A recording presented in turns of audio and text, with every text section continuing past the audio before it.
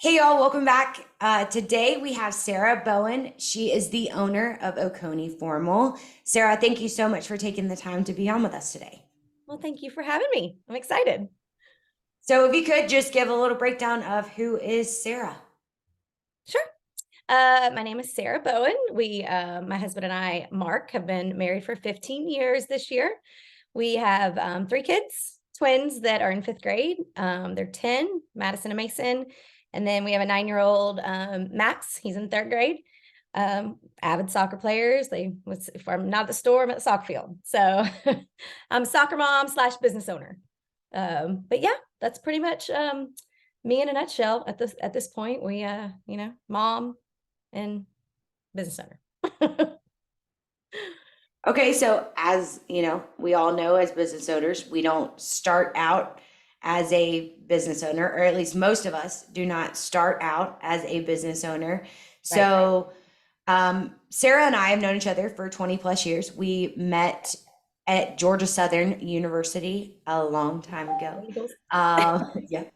Um, which is, I just lost my train of thought. Georgia Southern. 20 Georgia years. Southern. Yes, Yeah. we met at Georgia Southern. Exactly. So I have known Sarah for a very long time. But Sarah, if you could just tell us how you kind of got started in regards to being a business owner and what led up to opening Oconee Formal. Sure. My undergrad from Georgia Southern was in marketing. Right after college, my husband Mark and I moved to Lake Tahoe, and I started a career in hotel marketing in Lake Tahoe. When we came back to Atlanta, I did some hotel marketing stuff at the W in Midtown. Quickly realized that was not a lifestyle I wanted to live. We were going to get married. We wanted to have kids. So I always had this like nagging feeling that I wanted to be a teacher. So I went back, I got a master's in education, and I taught for 10 years. And I got to the point last year where last year it was kind of ongoing for a couple of years where I was like counting down the days, like wishing them away. Like, okay, one more week until fall break, one more week until Christmas break. And I looked at my husband and I was like, I don't want to live like this. Like, I was not enjoying what I was doing. I hated my work days. I hated going to work. It was sucking everything out of me. And we lived in an area where I realized there was a need for a formal dress store. I grew up doing pageants. I was in the pageant industry for many, many, many, many years until they kicked me out when I was too old. So it's a industry I've been involved with, and in the area that we live in, there wasn't anywhere for girls to shop for prom dresses. And so I looked at him one day and I was like, we should really open a formal dress store. That was about 4 years ago. And he, was like, that's not something we can do. That's, who's going to buy formal dresses when they can buy them online? So we went through this back and forth thing for a while. And I finally got to the point where I was just miserable at school. I was just miserable in life. Like everything was just, I wasn't happy. So fast forward to last year, this space popped up in Market Center by La Paria. And I had been doing some online stuff with the dresses. And I just looked at Mark and I was like, let's just go for it. And he's like, let's do it. So we opened the doors February 1st of Oconee Formal, and it has taken off from there. So it's been very well received in the community. We're already in talks to expand in the next, hopefully, year or so. And it's been a joy. So I enjoy getting up every morning. I enjoy doing what I'm doing, and no more crying on the way to work because I don't want to do it and be there. No more Sunday scaries. No more counting down the days of, gosh, this is what I get to do every day. And it's just so much fun. So that's where we are. So now, do you work the store full time? I do. So right now it's just me. I am the social media manager. I am the inventory manager. I mean, you name it, I do it. My mom helps. Sometimes she comes into the store, but most of the time she's behind the scenes, sewing on sequins if they fall off, or hooking eyes, or, helping me decide what to purchase and all that stuff. But hopefully in the next year, we're going to bring on a few employees to kind of help me, not have to be here all the time. So you said you opened in February of which year? February of 2022. Of 2022. Okay. Got We it. had plans to open, because we battled this idea back and forth for several years. And we're going to open right before the pandemic started. Thank God we didn't. That was, all God's timing, thank God. But, and the timing has been perfect. So it's been good. So what do you do you said it's really taken off. What are you doing for marketing? Now, obviously you saw there was a need for it in your community, but Yes. marketing wise, are you running digital ads? Are you running paper ads? How are you getting into the schools? Is there something you do to promote yourself along the pageant circuit? What is that? That's a great question. So I do a lot of Instagram. I am part of top 10 prom for the state, and we're a community, and I've actually been in talks with their marketing director. We keep missing each other this season because I'm new and I'm busy, but they have a whole marketing program that they do that I'm going to jump on board with. YouTube has been beneficial. And then I do ads in the high school yearbooks around. I sponsor girls that need sponsoring. I have one girl I sponsored for her golf team, and my ad goes in there. I'm part of the Oconee Chamber. So I do a lot of stuff with them. I'm hosting a team for the golf tournament that's coming up that they're hosting. So just little things to get my name out there. My main thing is Instagram. And the girls, one of the first girls that bought a dress from me asked if she could take her picture underneath my neon sign. And I posted that picture, and a couple days later, like 5 or 6 of her friends came in. So that's been a big driving thing is the pictures and Instagram and sharing and social media and all that stuff. So Okay, and so you do formal. yes, Obviously, it's a busy time of year with prom right around the corner. So what yes. does a day-to-day look like in regards to having all of these proms coming up? Because all surrounding counties, you're one of the main formal dress companies. Oconee Formal, I know that I mean it is local to me, so there is Yeah. that. But it is one of the main names that you hear in surrounding counties as well. Like, have you looked at Oconee Formal? So, what does your day to day look like with your name being as big as your name has gotten? Oh, I love that. Thank you. That makes me feel good. So the closest one to me, like you said, is about an hour away. So day to day for me, I close on Mondays just to give myself a breather after the weekend. And just to have time for my kids and do soccer practice because my husband has to carry the brunt of that for the week. So Monday's my soccer day. But Tuesday through Friday, we're open 1 to 6. I come in, I don't get a big flow until the kids get out of school most of the time, but I open at 1 for any mother of the brides that want to come in, anybody that's, middle-aged that is looking for a black tie event dress and they don't want to come in at the rush of, the prom girls being in here. But Monday through Friday, we're open 1 to 6, Saturday, 12 to 6, and then Sunday I'm open from 1 to 4. And, I just found that those hours work the best for the girls' schedules. Sundays after church, and it's before, they want to get done early because it's school night and all that stuff. So that's where we're at with hours, but yeah. Day-to-day operations is just they come in, we try on some dresses, hopefully they find one they love, and out they go. Do you pay some of them to any local girls to come in and model for you, or is your Instagram primarily made up of purchased dresses and then you use those images? So I have not paid anyone yet. I paid them with some earrings, if you want to call that, payment. But I do have some girls who I am friends with actually through our sorority. I've stolen some of their teenage daughters, and they've kind of taken over my TikTok a couple times. But I just shoot, the dresses on hangers or on mannequins to give. If I get a new arrival in, and I broadcast that and highlight that, or I'll highlight a designer. I've jumped in front of the camera a few times and just, said, this is an Ashley Lauren dress or a Giovanni or something that we've gotten in. And that's, they've gotten good response for that, but nobody wants to see me. They want to see teenage girls. So I'm try to limit my time in front of the camera because I'm not I'm not who's wearing this stuff right now. So. And you mentioned bringing or opening a new one or a new location. So obviously that's a goal you have going forward. What Yeah. other goals do y'all have in regards to next year, 3 years, 5 years? Like what's the goal for Oconee Formal? Yeah. So my big competitors that are about an hour away from me, they're very big, and it's kind of hard for girls to get appointments there and stuff like that. So I don't want to be a huge boutique. I still want to keep the small town feel and the quality service and the experience that girls can get when they come in, to be something that they'll remember. I mean, this is a huge time in a girl's life. I mean, other than buying their wedding dress, a prom dress is a huge deal. And so I want that to always be a good experience when you come to Oconee Formal. And so we do want to expand a little bit, just to have some extra dressing rooms and a little bit more inventory. I don't want to expand too big, if that makes sense. So yeah, that's where we are. That's our, I think, 2 to 5 year plan, is a little bit more space, a couple more dressing rooms, and a few employees. Okay.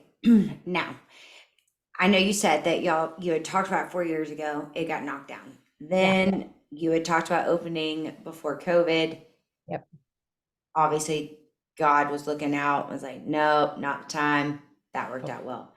But leading up to that, I know you said you're miserable at teaching and that, but what was the financial situation going into opening Oconee Formal? So was it, I've got the backing, I'm good? Did you have to get a line of credit? How did all that look in regards to being able to open the doors? We had a private investor that invested a small sum to start. And from there, my husband has been very, my husband is the money guy. Like, if I have money, I spend it. It's really bad. But he is very good at keeping me in line with what I can and can't do as far as money goes. He has an investment company that he buys properties with. So we bought the building through his company. And then, we just, we took a little bit of a hurt, from me not having my teaching salary. And insurance was a thing. We had to jump on his insurance plan versus mine. So that was fun, switching all that over, because everybody knows teaching insurance is great. So that was a little bit of an adjustment. But as far as like financial, like taking a hit as the family, we've done okay. And it takes a little while to get a business off the ground. But we have great potential, and it's been a very positive year. So yeah, I mean, we're good. We're excited.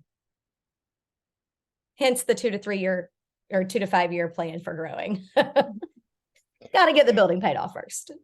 So with formal wear, how does it work? Do you go to market like clothing boutiques do? What's that process like? Yes. So coming up March 27th, we will go and we will buy for homecoming. So we go in March, we buy for homecoming, and I'll meet with all my designers that I carry. I might pick up a new designer. I might drop an old designer that didn't do so well. Ashley Lauren, Giovanni, MacDougall. Let's see. I have a couple other ones that are just really, Jonathan Kane. How can I forget him? I've got some, that are my heavy hitters that I will definitely hit. And then I set a date for that to arrive. And then as it arrives, I put it on the floor and it hopefully sells. And then we do that. Homecoming will pick up in July, and it'll go all the way through, whenever the last homecoming is, usually end of October. And November and December or more, black tie galas and Christmas parties and that type of thing. And then we go in August to buy for prom.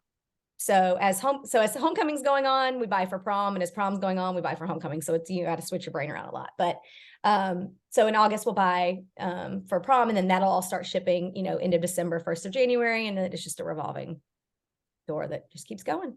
You just keep the inventory fresh. The good thing about me and things that I do differently than the big change you might see is I don't buy all of my inventory at once. I buy a little bit at a time, and then as it sells and I get low, I buy more. That way there's always fresh inventory. There's always new stock. It's not, if a girl comes in for the 3rd or 4th time, she's not seeing the same stuff on the floor that she saw 2 weeks ago. So that's kind of how we're rolling with that. Yeah. Do you sell online also, or just in the brick and mortar? Good question. I have had an issue with my website. So I am at the point where I'm hiring somebody that we're actually meeting with her next week. I don't necessarily want to sell a lot online, just because prom dresses are so you need to put them on your body to see what fits, because I mean, a girl can come in and say she's a size 8 and she's going to leave in a 4, or she might leave in a 10. Like, you just never know. So buying things online is really hard in the prom industry. I do want to get a website up and going that showcases what I have in store, so people will know before they drive out here, because I do have people that are driving from South Carolina and South Georgia. So yeah, I mean, end game, yes, I would like to sell online, but right now it's not a top priority. And then I know with prom and with homecoming that these girls get very, what's the best word? Competitive.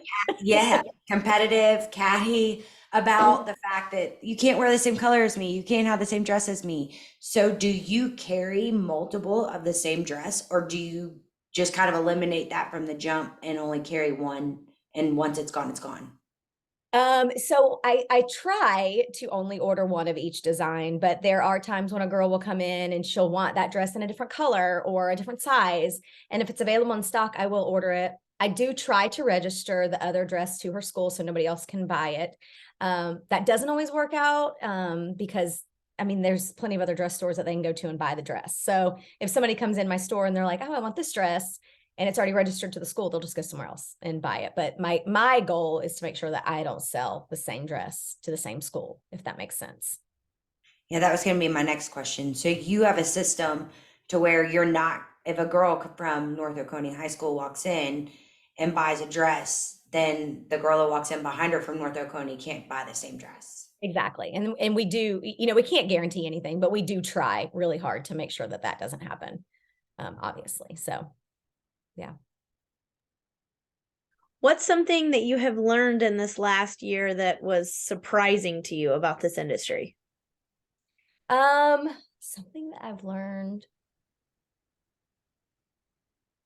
That's a good one.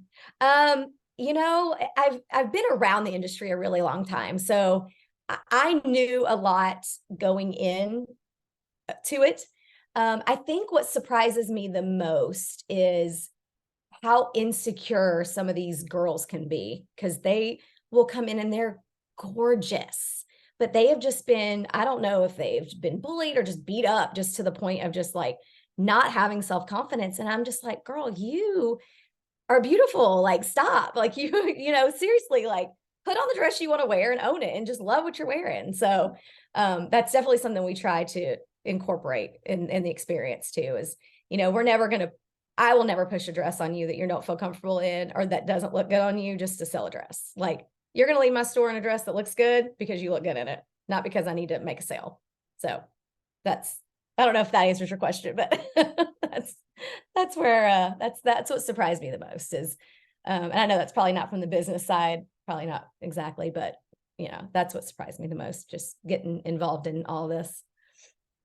I feel like we live in a society now that, and I say this to my daughters all the time, they're more stressed than we ever were. Oh yeah. Like, going to school is beyond a full-time job for them. And Yep. I think that, and I mean, I blame social media, yes, but Absolutely.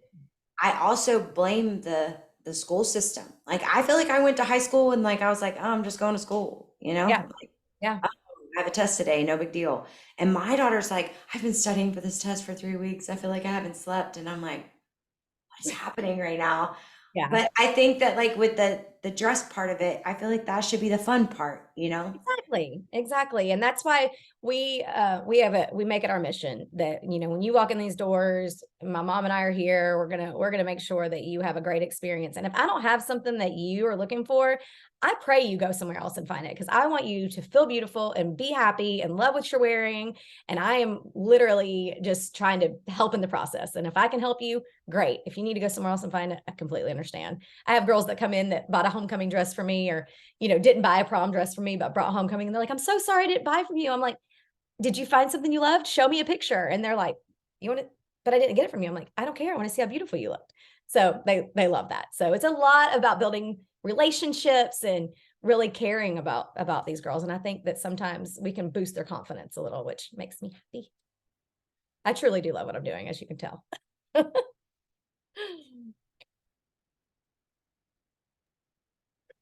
Are we ready for the question, or did you have any more? Oh gosh, I'm scared. I'm trying to think. I mean, I feel like we haven't, I mean, she's kind of hit on her journey. I know. I feel like you've hit on everything we would ask about. All right. Yeah, go for it. Hit me with it. Okay.